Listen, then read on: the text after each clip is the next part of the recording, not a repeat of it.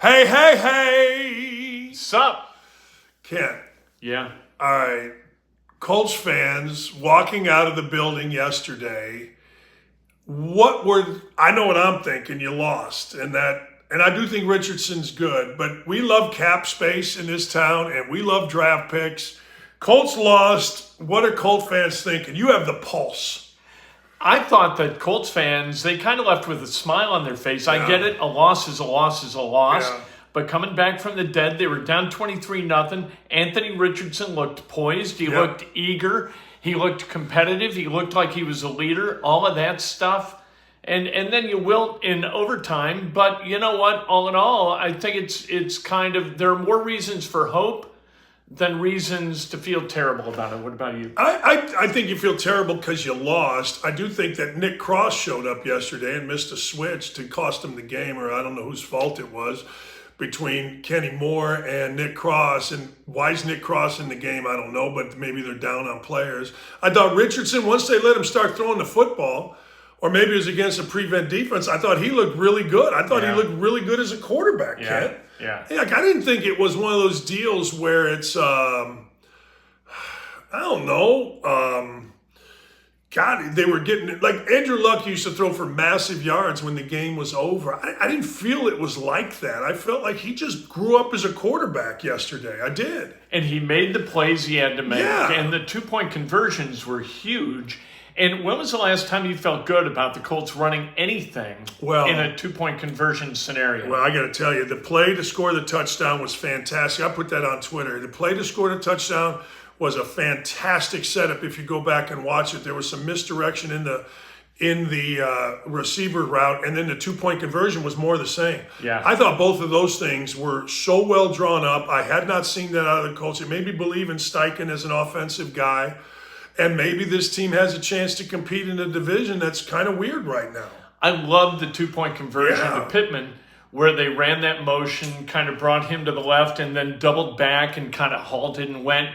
They called timeout. Rams called timeout.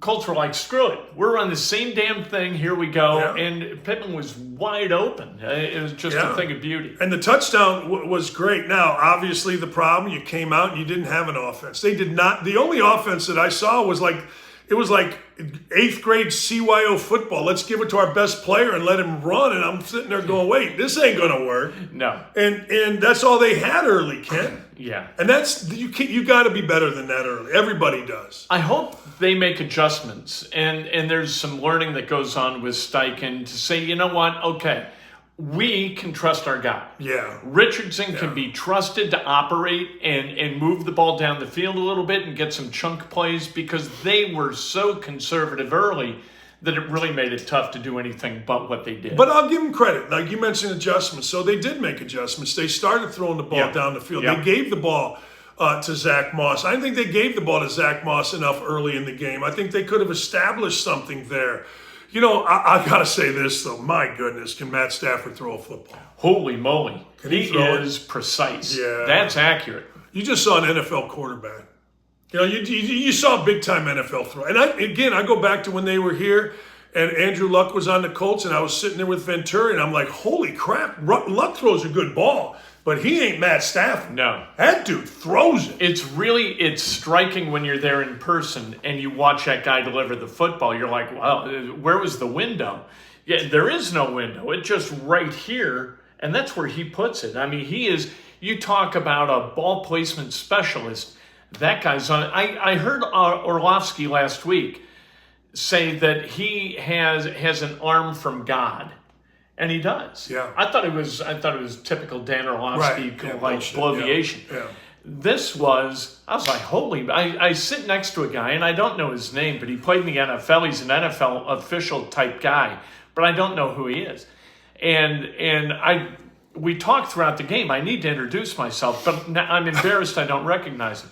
And we just kept looking at each other like every throw was like, sheesh, how do you defend that? Yeah. And then in the overtime, I could have made that throw to Nakua. Oh, God. My God, he was open by 10 yards everywhere, in every direction. That was Nick Cross, and it was actually Kenny Moore. Kenny Moore was inside. Nick Cross was outside. they were supposed to switch some kind of cross, but for some reason, Kenny Moore didn't communicate it early enough. He went to the outside man. But here's the thing in basketball, if you're going to miss the switch away from the basket, meaning if guys are down screening and you're going to switch, don't two guys run out here and give the guy slipping the screen for a layup. Well, two guys ran to the outside, and you gave the middle guy who's going to score a touchdown. You and I could have scored the touchdown. Well, I don't know if we could have run through the tackle. I'd have had my bones broken. But and here's the other thing. We always hear, don't let the best player beat you. Well, the best player on the field, not named Matt Stafford, was Nakua, the rookie, who's having a phenomenal start, and they leave him alone. And they did a great job last week with Zay Flowers putting Brents on him the whole game. He's dogging him man while everybody else was in his zone. I have no idea why they were in that high school Harry zone at the end of the game. I thought this, Ken. It pissed me off because, you know what? You played well enough, certainly in the second half. You're not going to play a perfect game. So people say, well, what about? Okay, well, there's always a what about. Right. I mean, yesterday, if they don't make a ridiculous call late, Patrick Mahomes going to throw 3 interceptions. You're going to play a bad game. Right. But you can't get beat on that kind of play late in the game. And I'll say something else, and I'm curious. I wanted to talk to you about this. People are bitching about the overtime rules. Well, Richardson didn't get the ball. My thing is, all I ever hear is this is the ultimate team game. Well, last I looked, defense is part of the team. So your defense is out there, get a damn stop, and you will get the ball. They never came close, really, to getting a stop. I always think it's so interesting how a defense will go into that. Eberflus used to do that in overtime. Bend, don't break. Keep everything in front of you, but all of a sudden then you've allowed them to get to your 20. They're in field goal range, and so that happens, and you think they're going to tighten it up, and all of a sudden Nakua gets free and touchdown game. But, god dang, how do you let Nakua? Like, seriously, I get it. That's like all of a sudden leaving... I'm going back. Calbert Chaney, Steve Alford, Jay Edwards, Tommy Coverdale, Jordan Hall, whoever you want to mention, wide open late in the game. You got to understand the game. The guy had 9 catches. He had 8 to that point. He had 15 a week before. I mean, you got to understand who the hell's whipping your ass. Right. And that's who's whipping you. And you also, I don't care, you got to understand that Matt Stafford could barely move. Matt Stafford's a lot of things, but he ain't moving great. Not after Odengbo. No, Odengbo killed him. Yeah. And you got to make if he beats you because you pressured and somebody got beat one-on-one, fine. But you mentioned it, a high school zone with no pressure? Come on, he's going to kick your ass. And that's what drives me nuts about Gus Bradley. Everybody gives Gus Bradley, well, that was on the defense. That was the calls? Right. That's the calls. So is this scheme? Is this personnel?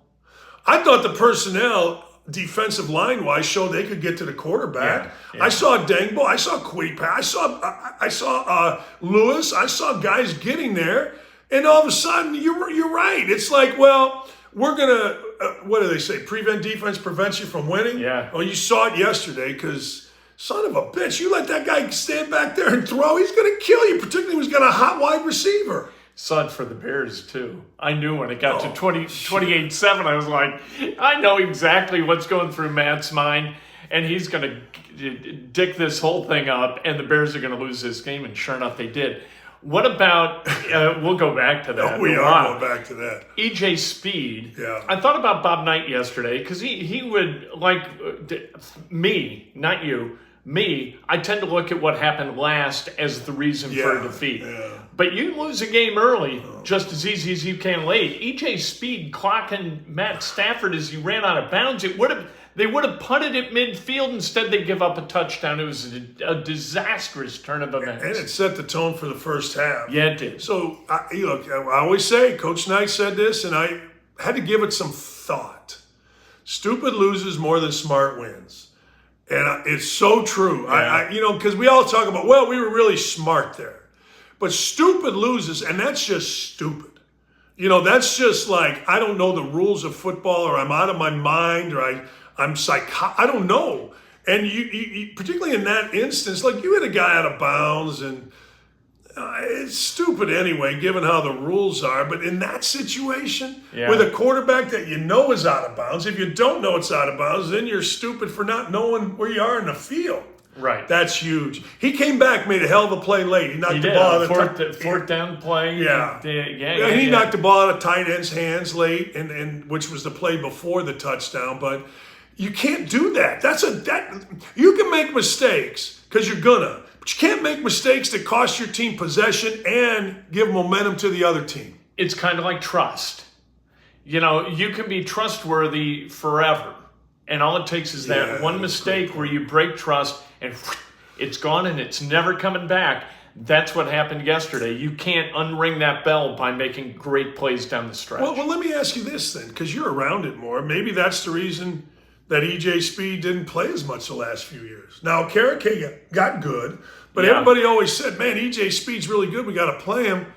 I don't know. Maybe that's a little window into E.J. Speed early in his career. And this group talks about trust a lot. Like Gus Bradley talking about the DBs, Dallas Flowers in particular last year, he needed to earn the trust of Ron Miles, who's the DB's coach.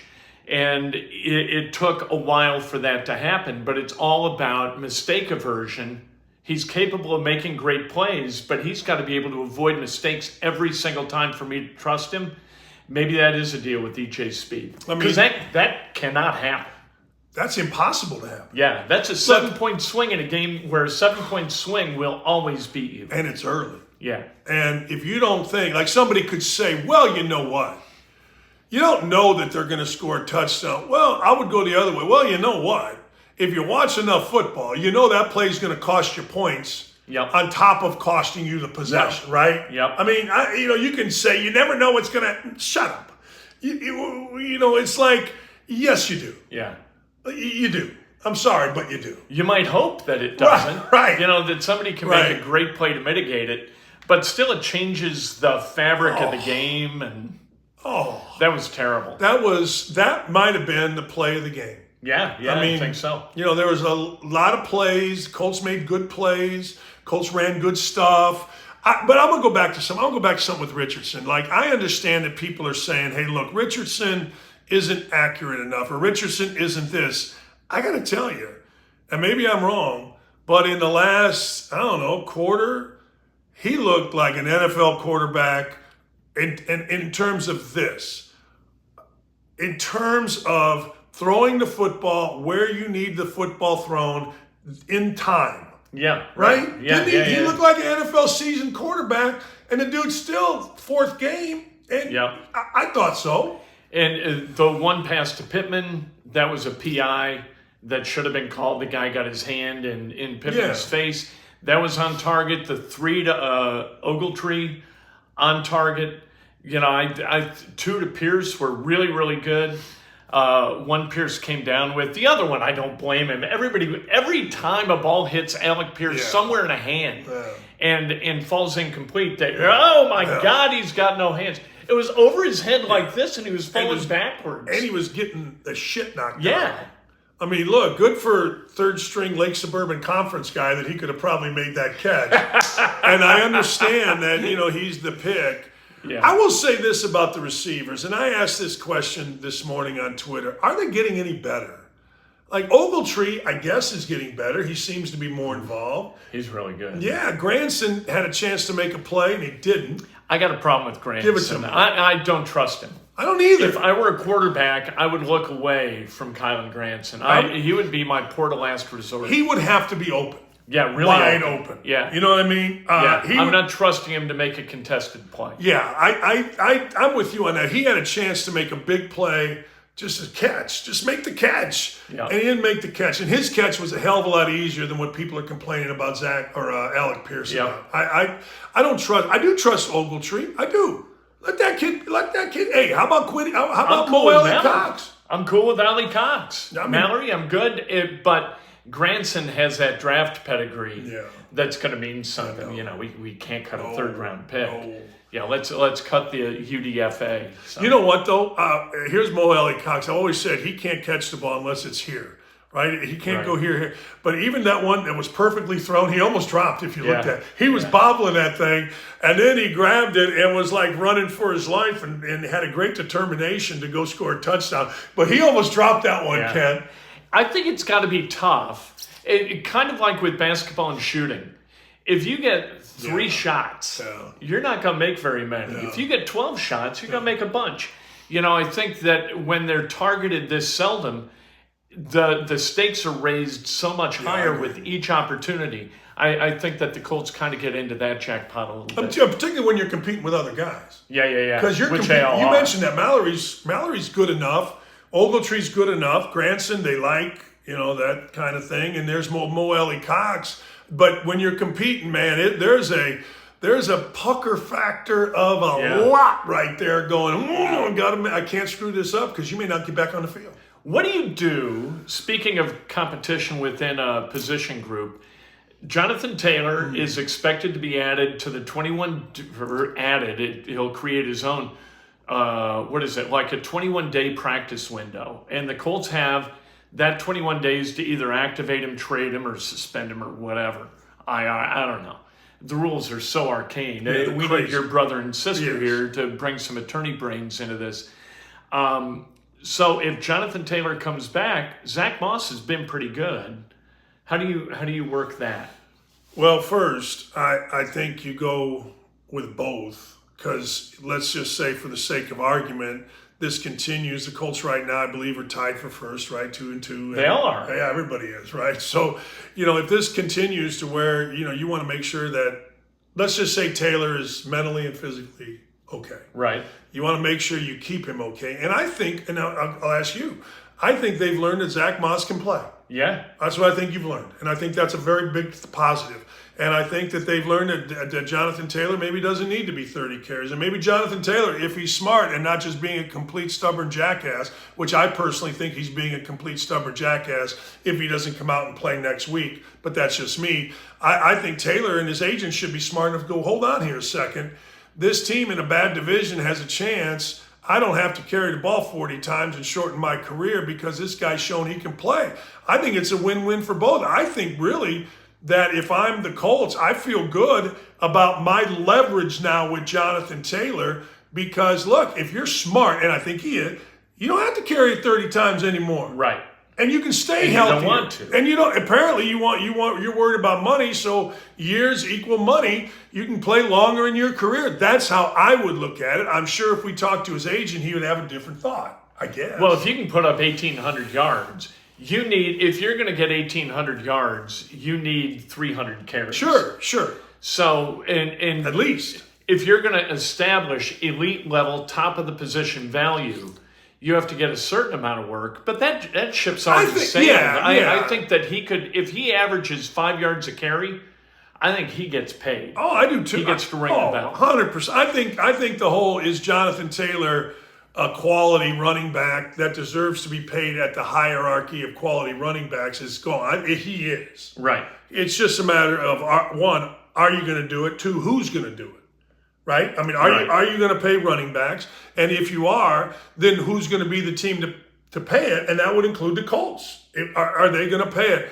But they don't have to pay it. And you said this way back. You said, look, they got him this year on the contract and 2 years on the franchise tag. And if Taylor doesn't want to do that, you just keep the NFL. He can come over here and host. Yeah, you can sit right between us. But seriously, I mean, you know what? To me, Kent, it is amazing. The NFL just keeps on churning.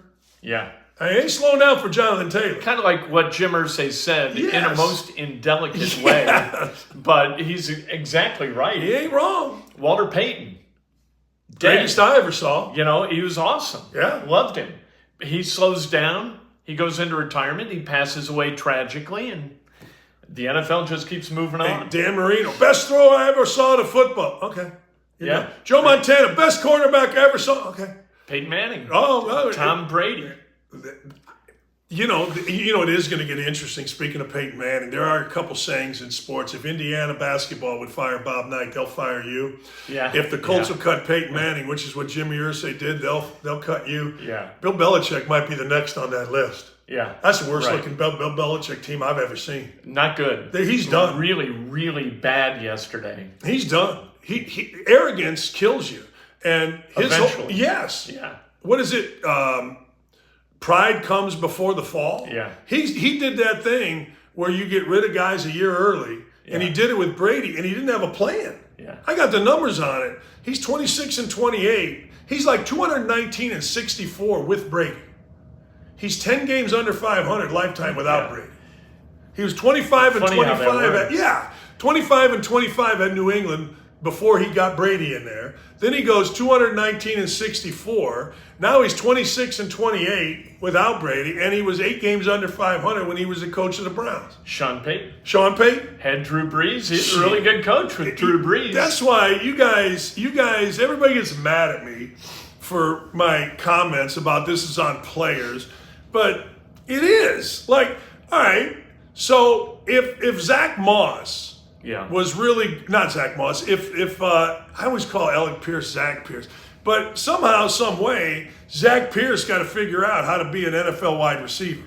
Because it looks to me that Anthony Richardson, I don't know that he has a favorite wide receiver at this point. It looks like he'll just throw it to whoever the hell he thinks he can get the ball to. Yeah. Would you agree? Like, yeah, absolutely. So Pierce has to make himself, and Reggie Wayne, quit freaking Twitter. He's tweeting again.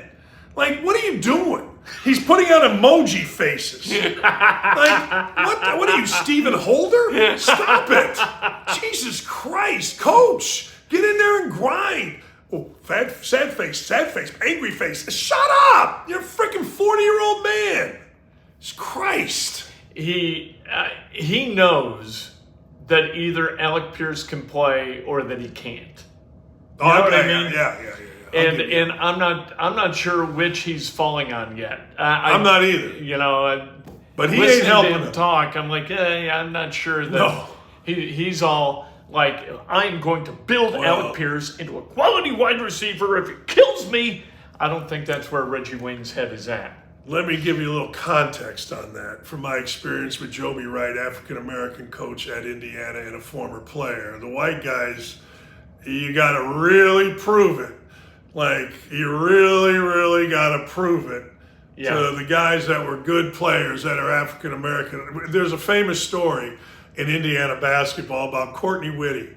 Courtney Whitty had a big game, and we had a kid on our team named Andre Harris. Yeah. Andre Harris was a JUCO kid, got in foul trouble. Courtney Whitty came into the game and played really well. It was a Big Ten game, can't remember. And everybody was really happy for Courtney Whitty except Joby Wright. Joby Wright, well, Whopper's on scholarship too. That's what he should do.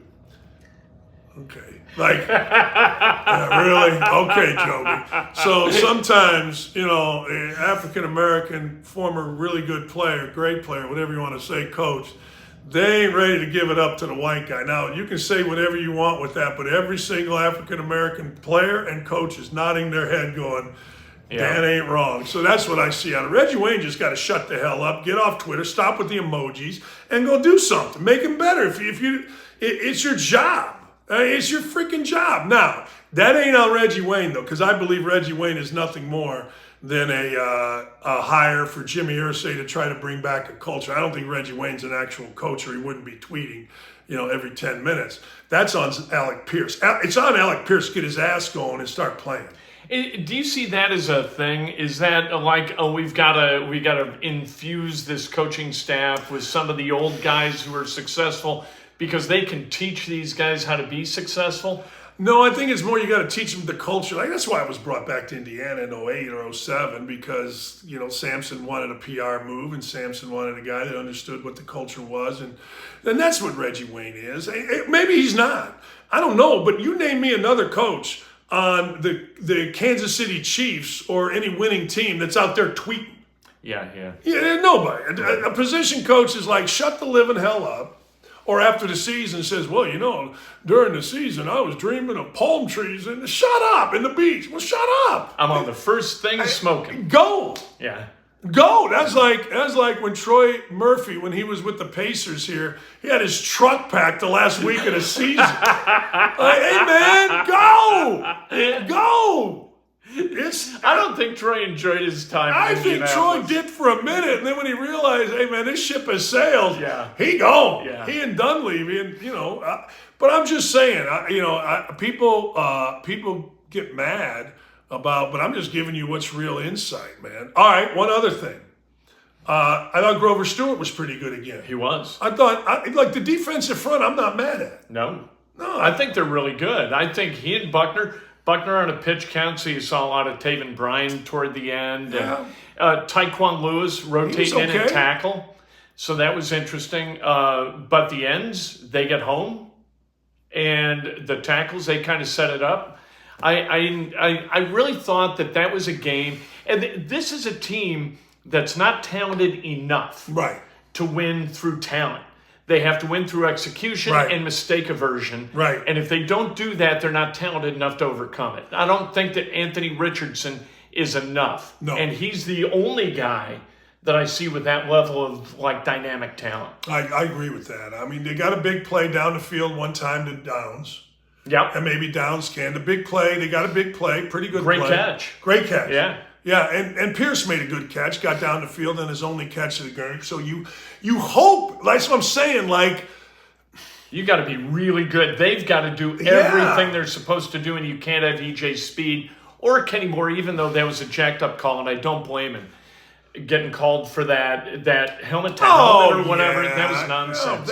He lowered his shoulder and the kid came in with the helmet low. That's what NFL players have complained about since they put in this rule about targeting. Where am I to hit a guy? I got this much, because you're going to put your head down to protect yourself. Right? You're going to bend your knees. You're going to brace. You're going to get lower. And they've complained about that. And I think they're right. Yeah. I thought that was a bad call. I agree with you. I think you're absolutely right. The bigger issue with Kenny Moore, if you're the leader in the backfield and you got a first-year player basically in cross, I know he's his second year, but he didn't play much. You got to make the call early. You got to make it loud. You can't screw up a play like that to end the game. Right. That's a bigger issue. No, that's terrible. That was awful. But to me, what a demoralizing ending to a great second half and overtime. I thought the crowd was great. They were. They stayed. This isn't Bloomington. This isn't Bloomington. I looked down. There were some people gone at the beginning of the second half, and I was like, oh, I hope they didn't leave. And then it all filled in. They were back. Yeah, I got to tell you. So here's what I got, and I want your opinion on this. What did people expect? This is from a friend of mine that is he's an NFL coach. But he's like the quality control guy. What do people expect from a 6'8" offensive tackle with no ass, skinny legs, and average athleticism at left tackle? Talking about the kid from BYU. Yeah, Freeland? Yeah. He was pretty damn good. I didn't think he was all horrible. Right. I watched him the whole game. I did you. I wasn't watching the ball. I was watching 73. And again and again and again. Now, they didn't run at him. No. They kind of protected him a little bit, but he didn't screw things up. No, and that's the bar right now. Yeah. I mean, you're in left tackle, you're a second teamer, you're a rookie, and you got no ass, no leg, apparently, according to the scouting report. And you saw that in the preseason, he can't set an anchor. His anchor, there is no anchor. He's a boat that just spins headed for the dock. Just eat. Yeah. Just hang out a little bit. Do what Ryman did. Yeah. Ryman was kind of the same kid. Yeah. Really athletic, but not enough bulk to really set an edge and keep an end out. Yeah, I agree with that. Yeah. I'm going to repost our things so we get more people enjoying the show. And thank you for your comments. We're reading them. We haven't commented on them yet, but you guys are fantastic. But look, they told me last week, we had a commenter say, you guys, you do it all the time, and I'm terrible at it because I think it's self-indulgent. I've seen Casey Jacobson look at the camera too much on Fox. Oh yeah, you got to look at just hilarious. So I'm trying to look at the camera. Well, that's more. That's what they tell you. They say look at the camera, or no, they don't. They tell you to be conversational. Here's what Carol Lawson used to do: bubba bubba bubba, whatever she's saying. And she would literally, be right next to him. And I would look at the camera. I'm like, I can't look at this. And it was like, and she went and complained. Well, Dan doesn't look at me. I said, hey, man, watch the tape. I go, I'm like, you ain't that interesting. So, everything she said was just stupid. And I didn't want to say it. It's just stupid. Chris Hagan told me, I said, where do you want me to look? From Fox 59, Chris Hagan. And he said, it's my show, so you look at me, I look at the camera. And I said, okay. Right. So I did that for about 3 shows, and I said, you know what, this is stupid. I've got to connect with those people. I'm already a friend of Chris Hagan. Right. Screw this. Right. When I start talking, I'm looking at the damn camera, and if he doesn't like it, he doesn't have to invite me back. And he doesn't. I never heard that. It's my show. Look at me. Yeah. I'd never heard So that. I deferred for like 3 visits, and then I'd start talking to him, and then I started looking at the camera because I thought that I just looked stupid. Yeah. Julian'd say, "Why aren't you looking at the camera?" I said, "Well, Chris told me not to." I look at the camera because that's what I was taught to do. Yeah. I was taught to look at the camera some and look at the guy. And I don't know. I mean, look, Barkley doesn't look at the camera. You don't stare at the camera. Only look at the camera when I'm talking to you or once in a while. But I don't know. All right, last thing. Let's stay with the Colts real quick. Darius Leonard. Shaq Leonard. Yeah. Shaq Leonard. Yeah. I didn't see him. I mean, I know he was out there. Oof. I didn't see much. You know what? I only see him in between plays where he's kind of going like this to the crowd. Okay. He's our hype but man? once the play starts, Yeah. I didn't see him really do anything. Me neither. I have no idea how many tackles he got. I saw 1 tackle on a gain of 8. And I thought, well, somebody's got to make that tackle. You know, it's one of those tackles where, like, he's running at you, so make the tackle. But other than that, he's not nearly the guy that he was. He's not wrecking games. You know what's going to happen? He's going to get one ball thrown to him. He's going to make the interception, and then there's going to be 4 articles about how he's back. Yeah. I mean, but I tried to watch him, and he wasn't involved. Right. He wasn't as fast coming to things. Like, he wasn't as dynamic coming to a pile, or he did try to get in on a fumble, but it was way late. He's not violent. Not anymore. No. And maybe that, you talk about it, and you're right. The business decision is not just the Marvin Harrison dive or the T.Y. Hilton dive. The business decision is, do I get violent or do I play? And business decision, that I'll differentiate something from that a little bit. Like, if you have back surgery and it's a nerve thing and you haven't slept for 6 months, and you come back and you're trying, there's going to be a chip in your brain that's like, do not do that to yourself again. That's just human behavior. Not like, let's preserve my marketability, but let's preserve my body so I don't have to go through that again. I told every player that I had that was injured, I said, I know this. I know the exact moment when I had knee surgery back in the day where you had to open up the knee, and I had bones taken out after my junior year in high school, summer. And I remember trying to come back and was so frustrated. And I remember the absolute place I was at when I finally didn't. I finally let it go. Really? Yes. It was at, I'll tell you when it was. It was at a wedding of our assistant coach. We were in high school. It was a wedding. I brought crutches to the wedding. About 7 or 8 of us stayed in a motel nonsense with plastic sheets, and then we had a couple beers. We went over to our high school coach's wedding. We're drinking beers at his wedding, assistant coach. The next thing you know, I'm on the dance floor, and I'm like, okay, knee's good. True story. Wow. Because up until then, I literally had crutches. I played, but I wouldn't. And I remember when it was. And okay, let's go. And I tell every player, there's going to be a moment where you let it go. But I would say this, man, if he went through a lot, apparently he went through a lot of stuff. Yeah. And a back ain't a knee. A back is way worse than a knee. A back just puts you out. It just puts you out. It puts you down. You're done. Right. Forever. Not forever, but you're done. If you got a bad back, you can't get up. You don't want to do anything. You have the nerve pain radiating down your leg. So I don't blame him. That's why I'm not as quick to say, you know what, he's done. I would say, I hope for him there's a time when it, like at that wedding, it clicks. I think that's what everybody's hoping for. The coaches are hoping for that. He's hoping for that. And supposedly, I mean, we can't see it, but he's making progress toward it. And probably he can't see it. He probably just feels it. And, again, he's trying. People like commenters yesterday are talking about effort. Oh, they laid down in the overtime, and that's just nonsense. Maybe they were tired. You don't lay down. Nobody lays down. And this isn't a matter of effort with Leonard. This is like real. 1,000%. Like, I define laying down to me. What? We got to overtime, and now we just want to quit? Right. Like, we fought all this? Yeah, we did what we needed to do. Now, we're done. Yeah. That's just stupid. Like, I get it. Everybody's third string what's that, Mick conference here in town? Yeah, and you were the scrappy, toughest guy in the world. Bullshit. Just stop it. You sucked. You shouldn't comment on anything. Go away. And, we got to overtime. Forget it. Yeah. We're done. Hey, Richardson had his chance with a minute and a half left. He didn't get it done. I got to play more football and put my body. No, we ain't doing that. Crazy. No, no, just stop. All right, one other thing. The corners. Yeah. What'd you think? I thought it was terrible that Dallas Flowers is probably going to be lost for a while. That I thought, but I didn't even notice.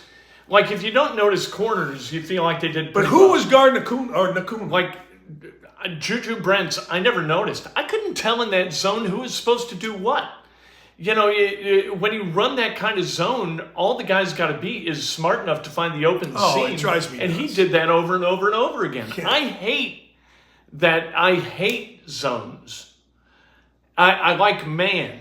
Come up, be a tough guy defense, put the corners on the guys, and have linebackers on the tight end. Somebody stop Higbee, for God's sake, and have the safeties kind of be the catch-all when it all goes wrong.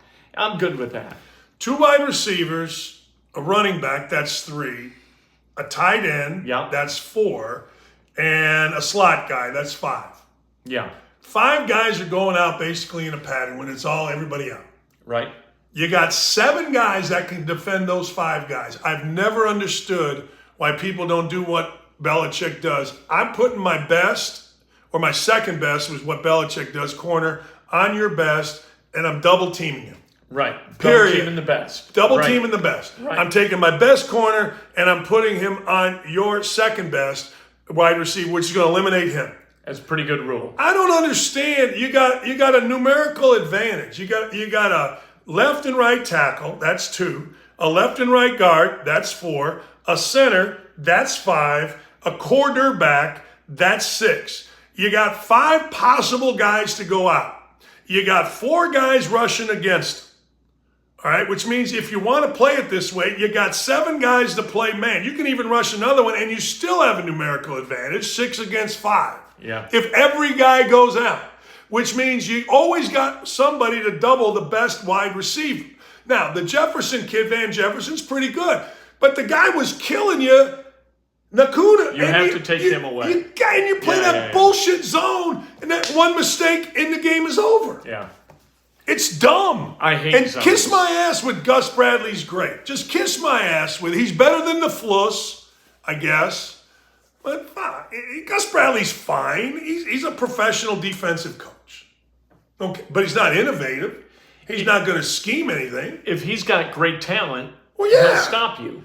If he doesn't have great talent, nobody can out-coach your talent, can No. they? I don't think they The can. dumbest ever was Charlie Weiss saying, we got a schematic advantage at Notre Dame. Really? Okay, maybe you do. How'd it work out? He was the most arrogant person that I've ever met in my life. Oh, you met him? Yeah. He spoke, this is kind of an odd thing, but he spoke, and it was downtown, to benefit Special Olympics because he's got a special needs kid. Mm-hmm. And that's cool. So everybody's bought their tickets. We're there. And he said, you know what? I'm not talking football. I'm talking about the Special Olympics and special needs kids. Well, how tone deaf do you need to be? We already wrote our checks. Right. We paid to be there. You've gotten our money. Yeah. You don't have to. What are you trying to compel in us? Empathy that we've already demonstrated? This is the reward. This is like the dessert. Yeah. You talking about football is kind of what we get for being decent people and giving to Special Olympics. I was like, what an idiot. That is obtuse on a level that is beyond explanation. I'm not surprised. I watched his press conference at the Dick's in Toledo. My wife and I were there. I watched his press conference, and I told my wife, I guarantee this guy's fired within 3 to 5 years. I go, I've never seen a worse press conference. Then I saw Mike Loxley's press conference at New Mexico, and I'm like, Jesus, this is the dumbest human being alive. But I digress. Charlie Weiss may have set the all-time record for getting paid not to coach. Oh, still, Kansas, Notre Dame, Yeah. New England, hell. All right, our boy Fluss. Yeah, ooh. Bears fans, what the hell is the matter with you people? Jeez, oh, Pete. Oh, how about, did you see what he said after the game about Claypool? Oh, yeah. Go ahead. He lies. Yeah. That a guy with the team A team personnel guy says, yeah, he was told to stay home. Yeah. And then Eberflus says it was his choice. Yeah. Well, who's lying here? Eberflus. If you're going to lie, everybody's got to tell the same lie. What are you doing? And That's then, the first rule of management. And then he had to come on the air today because he also said that he expects Claypool to be in the building all week. They came out and said this morning, Claypool will not be in the building all week, and he had to answer for that. See, this is where, other than you, and maybe Chap, this is where local media is so full of shit here. We would have bought that. Like, he tried the same shit in Chicago. He tried the old nachos and come over to Chris Ballard's house to watch Quiddy Pay and we're going to feed you now. He tried that shit with deep dish pizza with the media. Yeah. And they're like, great, we get to eat. Now you're an asshole. Get out of here. You know what I mean? Like, he tried the Chuck Pagano, Chris Ballard, stupid shit. Kissing the ass of the play. Well, he'll be here. The team said, no, he's not. He's not going to be in the building. And so now Eberflus's dumbass has to go on with, I think, Waddle and Sylvie this afternoon and explain all this. You said it. The team spokesman said no. He was told to stay home. Eberflus tried this bullshit in Chicago that works here in Indy with Holder and Kiefer and all these other ass kissers, and it's unbelievable. I told you he was inept.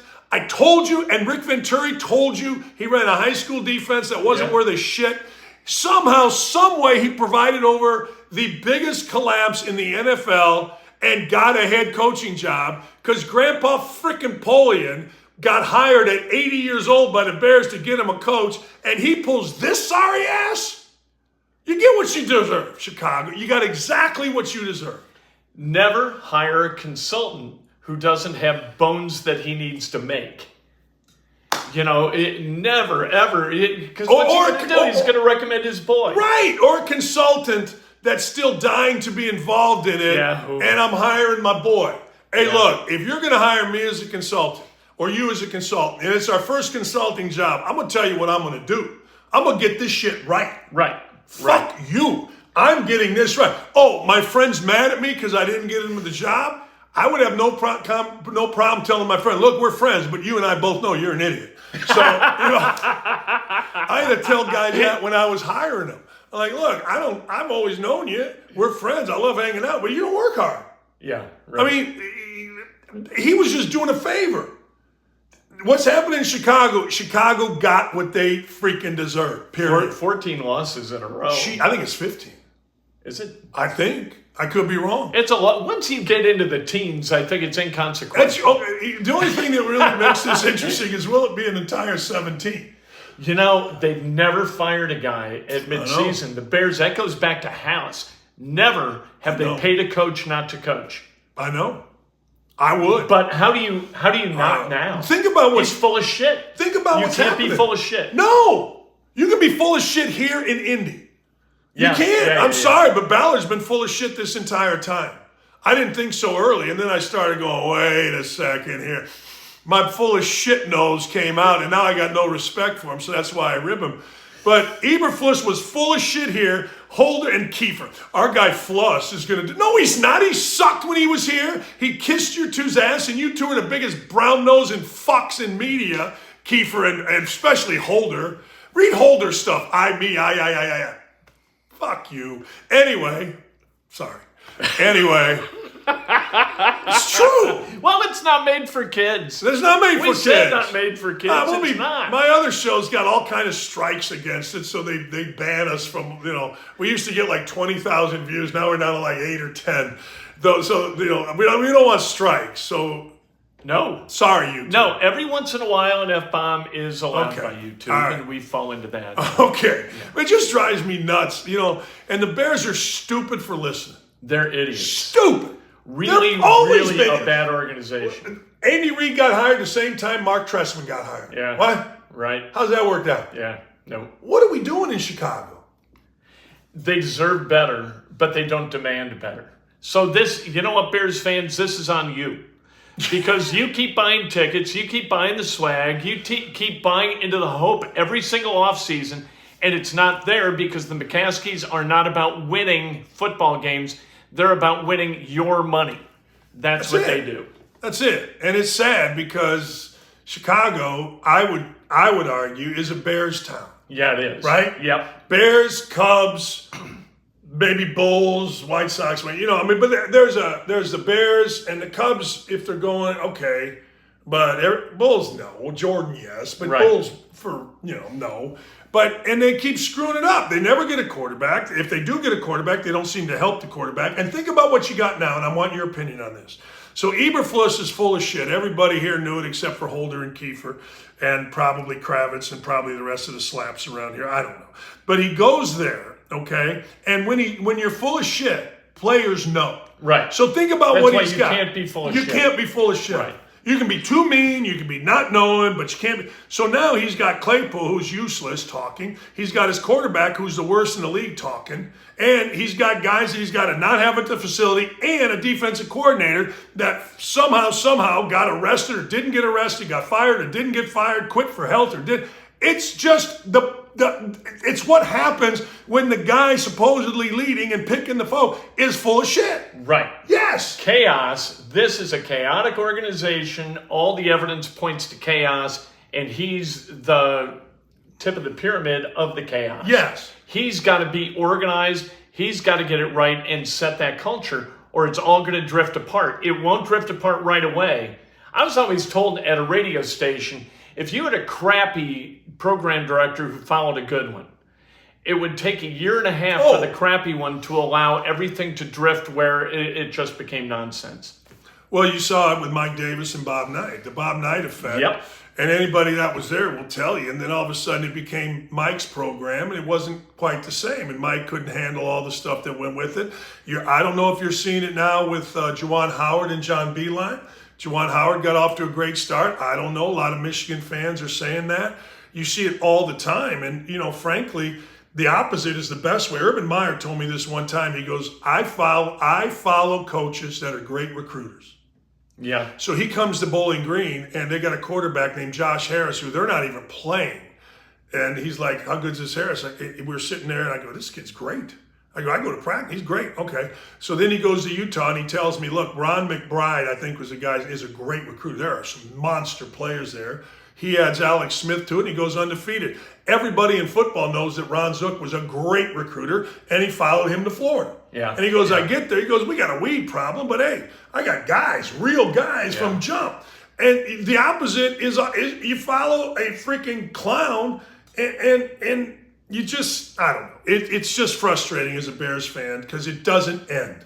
It has not ended. It did not end with Tressman. It did not end with the guy Ryan Pace. It did not end with every GM. Now you got Poles and this idiot, and it doesn't end. You've got little bubbles of competence. Like Dick Duran had one great year because Mike Brown played out of his mind. It seemed like a game. Yeah, he was awesome. Yeah. Did go to the Super Bowl. They had a few years ago where they were competent again.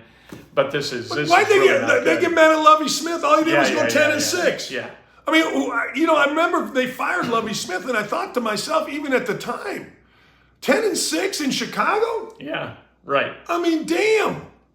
It was the Bill Mallory syndrome.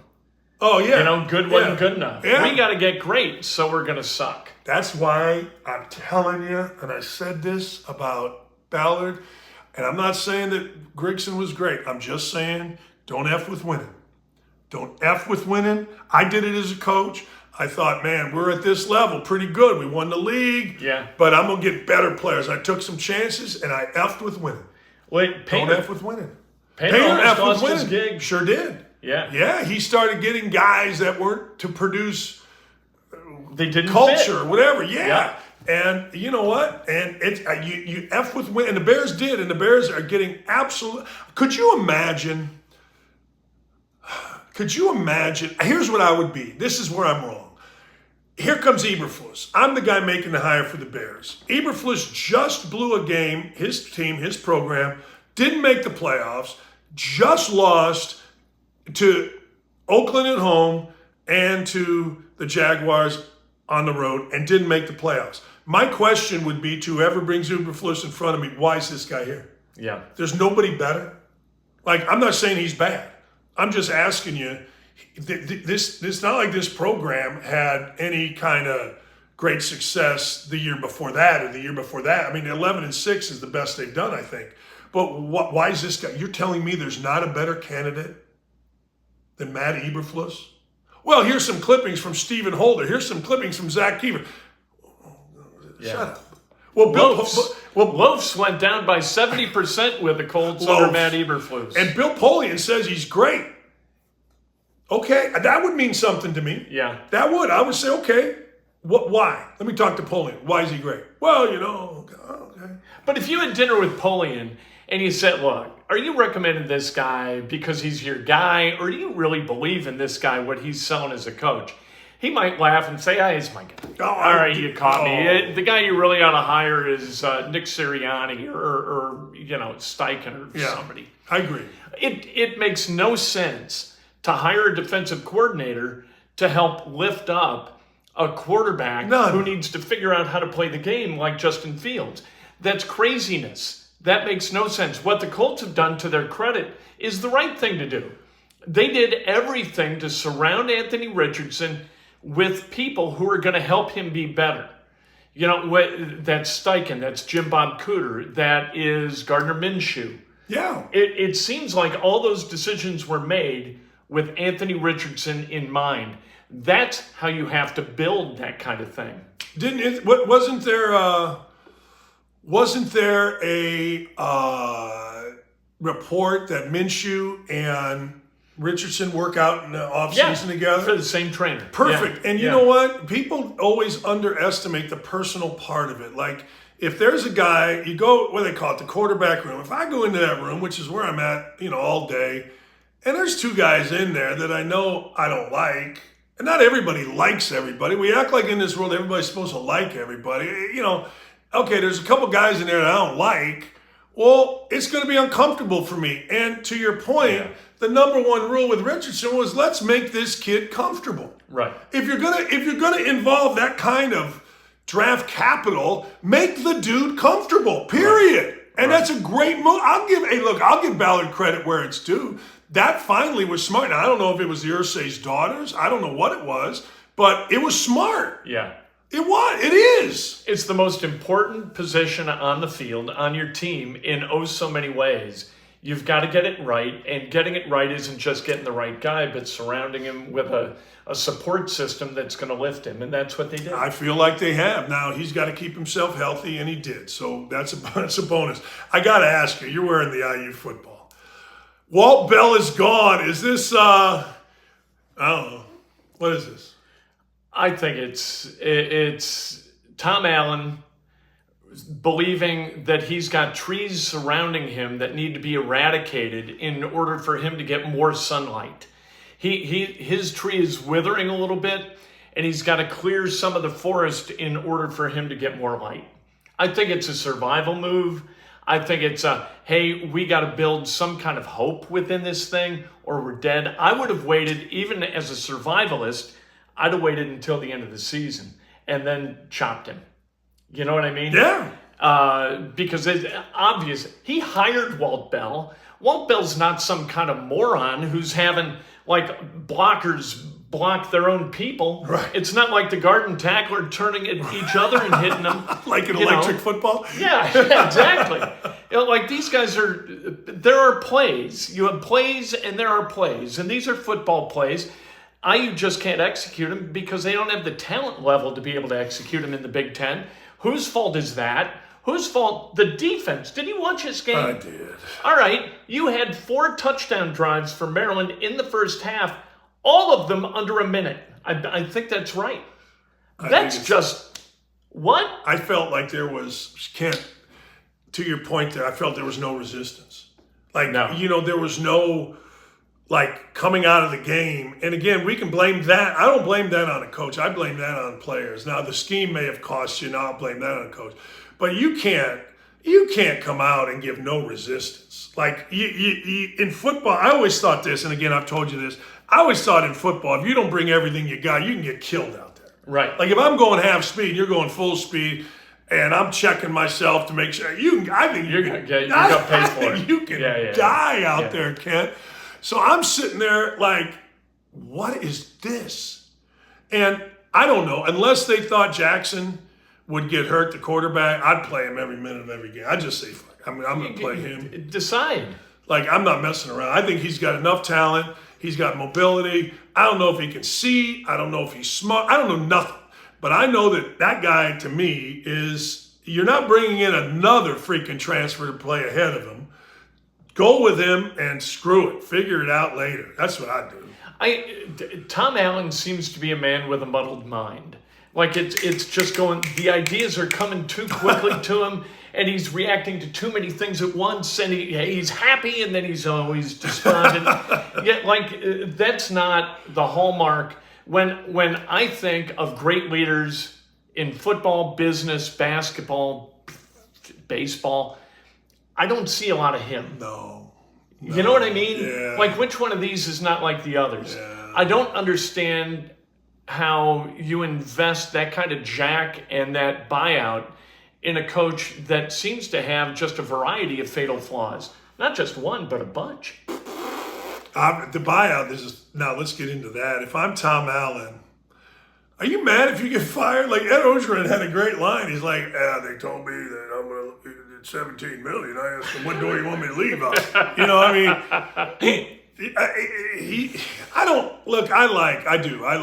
I like Scott Dolson. I do. And I don't know if I blame Scott Dolson for this. He took a big swing with a guy that was a national phenomenon, Allen, back in 2020 during COVID. He took a big swing. I guess Allen had options other places. That's what, I agree with. I totally agree. Sometimes that's the best thing that can happen. I know. Somebody gets another job and you say, whew, I know. man, we dodged a bullet. Marquette with Crean. Indiana hires Crean. Marquette, they didn't go backwards. They were happy. Yeah. And I hate to say that because I like Tom, but everybody that I know there is like, I'm happy. Now, the question is, and Sean Black did ask this just now on our chat here, well, somebody should be fired for allowing Penix to transfer. Yes, that maybe. But who are you going to get to come here and coach? I don't have the answer for that. I don't. I don't, I would love to see Dan Mullen, but I don't have the answer for that. Dan Mullen, you're always going to hear, though, I don't know. I know that Tom Allen isn't the guy, but you know what? I don't know. There are guys out there who can coach. You had him in your building. You had Kalen DeBoer. Yeah. He's wound up being pretty damn good at Washington. Yeah. There he was. Yeah. Hire the people who are in front of with you. Pagano. Yeah, right. And then you had to make a choice. You right. knew one was really good. Yep. And you knew the other. Man, could you imagine that, though? The optics of that. You couldn't do it. Really better be right. You fired the cancer survivor? Yeah, people got pissed at me. I'm glad you said that. People get mad at me because I say Chuck Stay was the only reason that you kept inside that building. They knew who was the better coach. Right. But Chuck Stay, remember all the news, Fox 59, Chuck Stay, okay. Be careful what you wish for, brother. Right, exactly. This show's getting volatile. What are you going to do? Don't be turning over to local talk radio. This show's got you covered. Are you kidding me? What are you going to listen to? Some guy talk about, an Indy car race? Shut up. Do you care about the Ryder Cup? Did that make any difference yesterday? You know what I hated? I did you see the part with the caddy? Oh, yeah. What an idiot. Joey? Oh, everybody loves Joey. No. Fuzzy Zeller said it to me on air. Jack Nicklaus said it on a broadcast a month ago. Caddy, show up, shut up, keep up. Yeah. Don't be waving your hat like a goof. Assistant coaches. Don't be. I remember when Eddie Schilling gave it this to Romeo Langford when he made a game-tying bucket. And I swear to God, I'd have fired Eddie Schilling, assistant at Indiana, that much. No. Assistant coaches, get out of the way. Caddies, get the fuck out of the way. Don't be doing that. Don't be an idiot. And LaCava should never be allowed to work in that environment again, in my opinion. That made it interesting for me because I like angst. The matches were over at the first day. It raised the level of tension, and that's fun in the Ryder Cup. That gave me I like that. So maybe we should invite LaCava always to be in the Ryder Cup to stir it up. Let's have, next Ryder Cup, let's have Ricky Fowler and Joe LaCava come over here and watch it on TV with us. I've had it with Ricky Fowler. What'd he do to you? Well, I mean, he just totally wilted on the back nine, which is what you knew he was going to do because he wilts. Spieth does too. Yeah. Spieth, I've been following this. My brother texted me. He goes, "Damn, you were right." He showed me a text that I sent him because we were watching. This is some tournament. I go, "This dude is starting to win." But I'm with you on Ricky Fowler. Ricky Fowler became a media phenomenon because I don't know why. He wore orange. But after that, well, yes, and then he got commercials, and then he played well this year, and people like all of a sudden reinvested in Ricky Fowler, and now we got to listen to Ricky Fowler. How about Spieth yesterday? So the guy he's playing against, I can't remember who he was.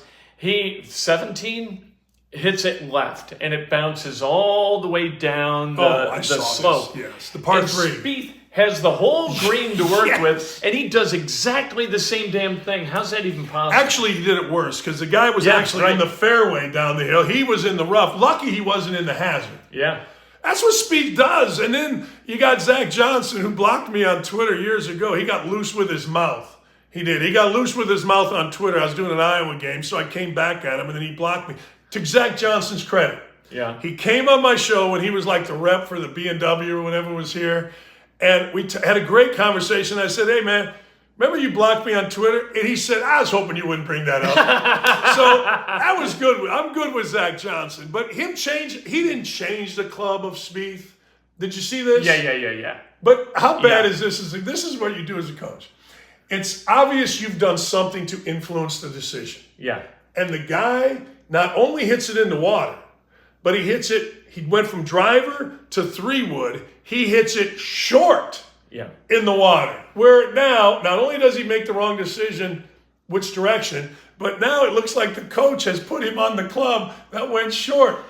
Even if he executes perfectly off the tee, he's still got to get up and down for birdie to have the hole. Yeah. What is the point of that? Right. I thought that just made no sense. And this is what I really like about golf.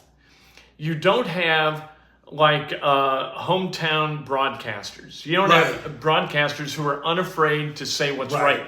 Paul Azinger was 100% right in calling that out as complete idiocy. I love that about golf. The broadcasts for golf, I think, are the highest level broadcasts in all of sports media. I just think they are really, really well executed. And there's no like go along to get along bullshit with these things. Guys are telling the truth, and I dig it. Johnny Miller changed it. Yeah, absolutely. And Johnny Miller was hated by the players, and now there was two things. Chambly is sometimes combative. Yeah, he is. He's terrific. Yeah, he's terrific.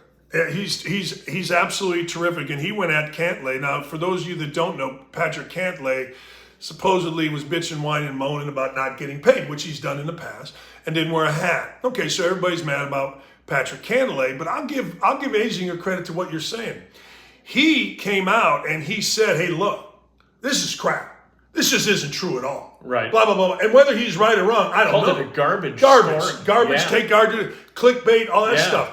And I appreciated him doing that because you don't see college basketball. You don't see that. Everybody wants to be NBA basketball. You don't see that because media in college pro basketball wants to be part of the lifestyle. Football is the most vanilla. Yeah. Football's the worst. Right. Like CBS broadcast, or what would we have? Were we on Fox yesterday? The Colts were there? Yeah. Horrendous. Just stay in the middle. Jonathan Vilma. I love Shannon Spake. I worked with her. She's awesome. She's fun to have drinks. She's awesome. But NFL's the worst. Everybody's afraid that a network is going to Gary McCord him and not let him on. Remember when Gary McCord went? Right. You know. So I'm with you. I think golf broadcasts have got, and you know what's even better? And people, you never do it, but if you got Sirius XM radio and you listen to Golf Channel, it sounds horrendous, golf on the radio. But it's like listening to those guys doing IndyCar, the Indy 500. They make a putt on the third hole that's trending towards the hole, and it just breaks off. They make it freaking awesome, Ken. Do they? Oh, it got me, I forget what day, this is a while back, maybe USO, but it got me from Chicago home in a minute and a half. I was so enthralled. I told the one guy, John McGinnis, I'm like, dude, you guys are unbelievable. He goes, really? He goes, I'm just a fat guy walking around. I go, you guys are great. You make a putt sound like, it's like, I'll give Jay Query and those guys credit on the IndyCar thing. That's really good. Yeah, they're great.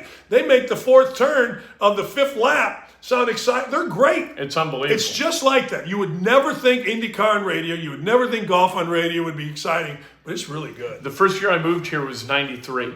And I thought, worked at the station. So I thought, well, listen, it doesn't make any sense. Indy 500 on the radio? Who the hell? I listened for 20 laps. I was like, this is the best thing I've ever heard on the radio. It's awesome. And Mark James does an absolutely stunning job as the coordinator of the whole thing. He knows where to go, when to go, query, and the guys deliver as they need to. They know their roles. It's just awesome. I agree. And they come up with interesting stuff. And they, what Steve Lavin used to say, share the sugar. You can't dominate it because every guy's on a curve or on a corner. And it's great. But I'm telling you, man, golf on radio for those guys. I'm going to have to listen. Oh, it's so That's good. It's a PGA Golf Channel. We've covered a lot of ground. We did. We've As MF'd we some always people. do. You never know where we're going, but we always wind up someplace. I don't know. Get a hold of me or Ken if you want to sponsor this thing, because this thing needs a massive sponsor. Right now, QC Kinetics, Just Add Water Boats, Dr. Michael Neal, Affinity Whole Health. Indiana football not a sponsor to this point. We're hopeful. We've got meetings. We do. No. Are we taking meetings? We're taking meetings. You just called for our coach to be fired, I think. Are you sure you're a good fit for us? That's it. Subscribe. Hey, I'm on a thing. You ready? I'm on a thing. What are you on? Ready? Yeah. There have been, and I wouldn't even go, so this isn't about me. No, we don't need guests. What are you talking about, Sean? What's wrong with you? You need guests. Who the hell's going to come in here and... No. Anyway, unless somebody's in town. If Urban's in town, we'll put him between us. That'd be fun. Yeah, we'll do that. But, all right, here's the deal. So, Indiana University has only been in 11, I think I told you this, Elite Eights. I'm not even going to Final Fours in the history of Indiana. Yeah. In the history. One since 1993. So, 1994 to now, one. 2002, one. Ooh. So, this is, and I wouldn't even go, so this is not about me. But 40 years ago, we whooped Michael Jordan's ass, got to the Elite Eight. I get it, I fucked it up, okay. But I'm going to tell you, we will honor, the lesbian swimmer that came in like 90th at Indiana. You just dropped your mind. We'll honor some big fat dude that gives $50 to Indiana's golf program on the court, but we'll honor one of the 11. There's 1994, 92 and 93, and 2002. That's it. 4 since 1984, and nobody at Indiana, Dolson and the rest. We'll honor some dude because in 2006, he climbed Mount Everest. I don't even know what the hell we honor at Indiana. I'm telling you, that's what we do. Why wouldn't they bring They never have. They never have. Indiana's the most woke, ridiculous place. Well, this person started the LGBTQ community. Yay! Okay, one of your 11, and you've never honored that team. That's bullshit. I'd like to see that. But I would too. I wouldn't go, but I'd like to see it. Why wouldn't you go? I don't need What's to the get. matter with I you? don't need to get booed. You're not going to get booed. I don't People need love that you. shit. I know. I'd go. But I'm a little pissed about it. I am. I watch all these people You're be in honored. Bloomington a lot. I am. Oh. You aren't there because you're hated. You don't. There's always a situation. Like, I went to a game last year, and some dingle bat that I coached in Little League got drunk. He was a pitcher at IU. I think he got drafted by the Yankees, and he's being a jackass. So finally, I just said, "Hey, man, good to see you. Get the fuck away from me." Yeah, there's always a situation with me. But I'm telling you, this pisses me off. 40 freaking years. They'll put a fat dude that just gave $100. Come on at halftime. Take a picture with Dolson in our big check. Sally Jane started the LGBTQ house here. Let's put it, but we won't do it. Here's what I do. You've got to adopt this philosophy. Anytime anybody says anything to me, I just assume it's praise. and so Julie will say, I don't think that I think you took that as a compliment. I said, well, I did. I don't think that it was intended in that way. Like, well, okay. whatever they say. I take it the exact opposite. Yeah, you take I take everything. I think everybody is trying to get over on me. I thought it when I was a little kid. Well, that's Lake County. Everybody in Lake County thinks that people are coming for their stash. I know. They're coming for my stuff. If you say something to me, I'm like, what do you say? Why do you say that shit? What's your problem? You know what I mean? You and I are the exact opposite on that. And Lee will be like, the dude was being nice. No, you don't know the backstory. Okay, Dan, what's the backstory? When I walked in, he under-eyed me. And now he's trying to be nice? No, that's bullshit. You have a radar for that kind of thing. You will pick out the person who is thinking evil thoughts immediately. I got hit in the head with a beer bottle a long time ago. Yeah, there's a scar. Wow. Yeah. And so now I sit most times. Yeah. Most times. I sit with my back to the wall when I go in a restaurant or bar because I think people are trying to get over. I don't want to get hit. Well, I don't want to have. It's happened once. I don't want to have a situation. Well, you don't want to. Once you get hit in the head with a beer bottle, you adjust your behavior. My wife hit a guy twice in the head with a beer bottle in a brawl in Toledo. She whacked him. She thought it would break. It didn't break. She whacked him again because there was 5 guys trying to jump her brother in a bar. Yeah. Her brother, she said, I'm sitting there, minding my own business, having a beer, and all of a sudden my brother stands up and he's holding a chair. And, hey, Lee!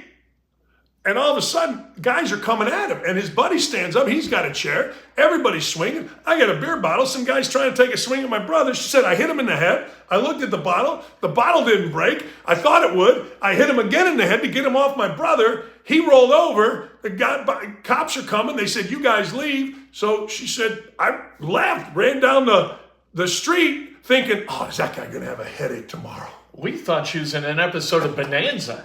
Yes. Like, what? Yeah. Through the western doors, swinging open. We better get to rumbling. Hoss! Dan Blocker from Gary, Indiana, by the way. No, I do, man. My head is on a swivel when I go in public, particularly now. I mean, it is. It's like, and nobody wants to, I'm 61 years old. What am I going to do? But I am. I'm on high alert. I always think people are always like, hey, how are you? No. That's the difference between Lake County, Illinois and Lake County, Indiana.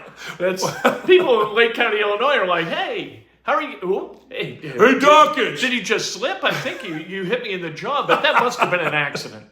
See, I would have seen his hands before the brawl. I'd have been like, wait a second. He seems to have a little bit of tension in that hand. I think he's going to kill me. All right, subscribe. Oh, yeah. Like, because it's a polite thing to do. Hoosier Hospitality. We all bleed cream and crimson. Yeah, we do. Don't we? Or purple and gold or whatever Purdue There you is. go.